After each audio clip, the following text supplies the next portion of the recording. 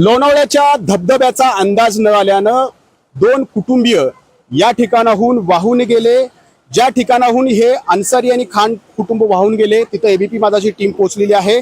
परंतु हे दोन्ही कुटुंब इथं कसे पोहोचले ते इथं कसे फसले हे आपण जाणून घेणार आहोत। आता आपल्यासोबत ज्यांनी काल बचाव कार्य केलं त्यातली शिवदुर्ग टीमचे गावडे सर आहेत। सर, काय नेमकं झालं होतं, ते इथं आले कसे आणि फसले कसे?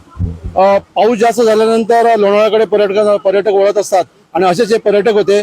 पण असं समजतं की ते एका लग्न समारंभाच्या कार्याला आलेले होते आणि ते कार्य झाल्यानंतर ते या ठिकाणी आले। तसं बघायला गेलं तर भुशी डॅमपासून हा खूप लांब असा हा धबधबा आहे। हा ओढा आपल्याला दिसतोय। तर या ठिकाणी ही जी जागा आपल्याला दिसते सध्या त्याकडे पाणी नाहीये, पण अशा ठिकाणी त्यावेळेस ते गेलेले होते।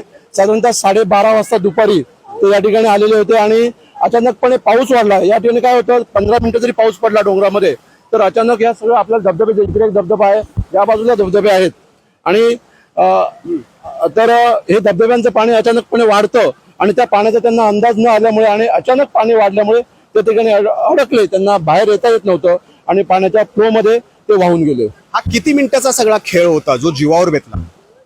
हा, म्हणजे ते काही 15-20 मिनिटं बसले असतील आतमध्ये आणि त्यांना वाहून जायला केवळ काही सेकंदच लागले, मिनिटही म्हणता येणार नाही, काही सेकंदामध्ये ते। आणि हा जो ओढा आहे तो पुढे जाऊन भुशी डॅम ज्याला म्हणतात त्या ठिकाणी तो मिळतो आणि त्या सगळ्या बॉडीज आम्हाला त्या भुशी डॅमच्या बॅकवॉटर मध्ये मिळाल्या। आता किती बॉडीज मिळालेल्या आहेत आणि उर्वरित बॉडी शोधण्यासाठी कसं बचाव कार्य सुरू आहे?